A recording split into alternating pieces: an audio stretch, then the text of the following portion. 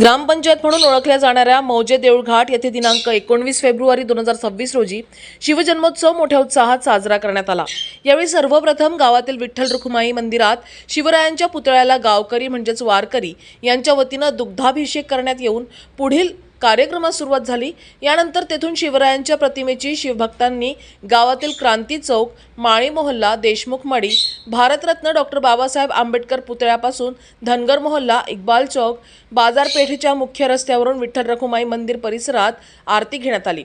या कार्यक्रमाचे आयोजक छत्रपती शिवाजी महाराज जयंती उत्सव समितीचे अध्यक्ष यांनी महाराज व गावकरी यांनी अभिवादन केले। त्याचप्रमाणे गावातील प्रतिष्ठित महिला व नागरिक तसेच शिवभक्तांची मोठ्या संख्येने उपस्थिती होती।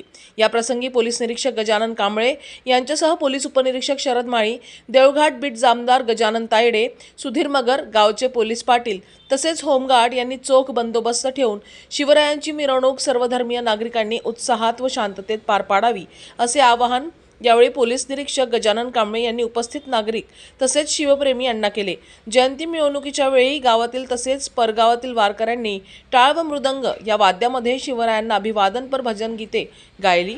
सदर कार्यक्रमाचे आयोजक नंदू लवंगे, समिती अध्यक्ष अक्षय बंडू पाटील, समिती उपाध्यक्ष सुभाष पुरी, समिती सचिव यांनी या कार्यक्रमास यशस्वी होण्यासाठी गावकरी व शिवभक्तांसह सामाजिक व राजकीय नेत्यांनी पार पडले। न्यूज एक्सप्रेस करिता मोहम्मद अकील, बुलढाणा।